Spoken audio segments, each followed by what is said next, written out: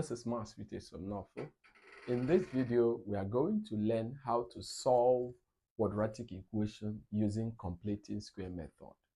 Why do we use completing square method to solve? We use completing square method to solve quadratic equation where the quadratic equation cannot be factorized. The knowledge of completing square method helps us to complete the square to make it a perfect square so that we can now solve. Recall that we use completing square method to derive our general quadratic formula. So completing square method helps us to solve non-factorizable quadratic equation. We'll be solving 2x squared plus 3x minus 8. Okay, so first thing you are going to do is to put down the solution. The question is 2x squared plus 3x minus 8 is equals to 0.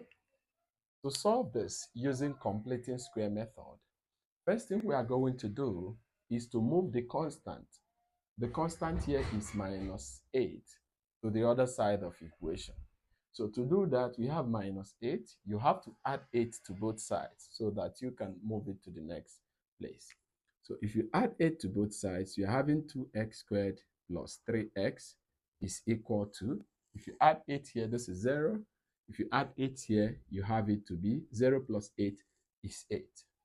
So the next step is that we want x squared to be unity.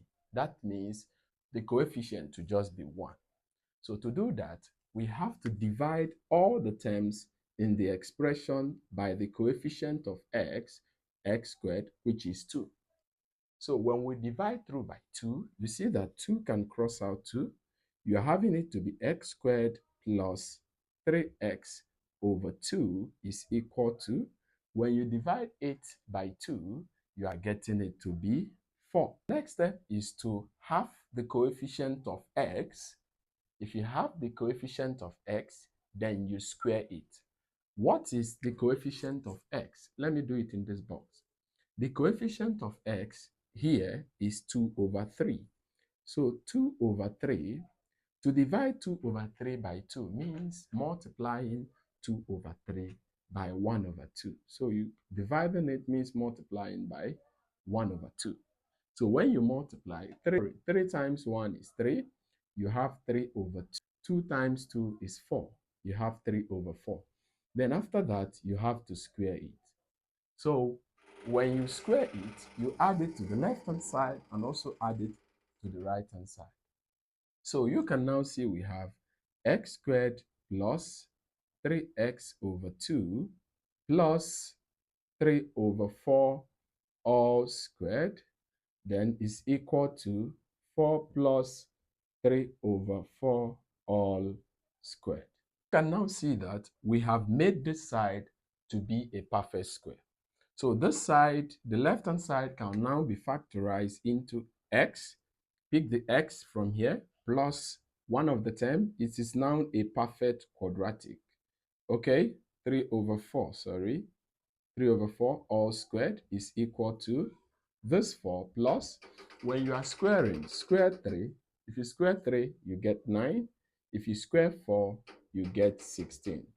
So you can now see that we have x plus 3 over 4 all squared is equal to, use the LCM, 16 for this side. We are just trying to add. This is just like over 1. 1 divides 16 is 16. 16 times 4 is 64. Plus 16 divided itself is 1. 1 times 9 is 9. Okay? So when you add, you can see we have x plus 3 over 4 all squared is equal to 64 plus 9 is 73 over 16. Having this here. So to solve, we have to take the square root of both sides.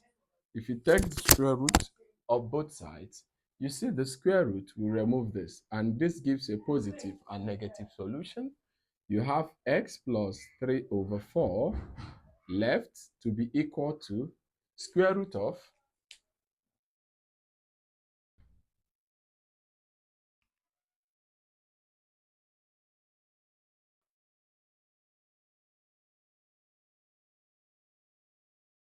Okay.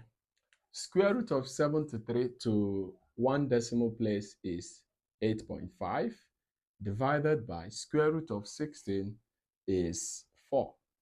Okay, so since we have this, you can now see that x is equal to plus, for the positive solution, 8.5 over 4 minus 3 over 4, this minus crossing the equality sign, or you have x is equal to minus 8.5 over 4 minus 3 over 4. This x is equal to the positive solution. They have common denominator of 4. So when you minus 8.5 minus 3 from 8.5, you are getting 5.5.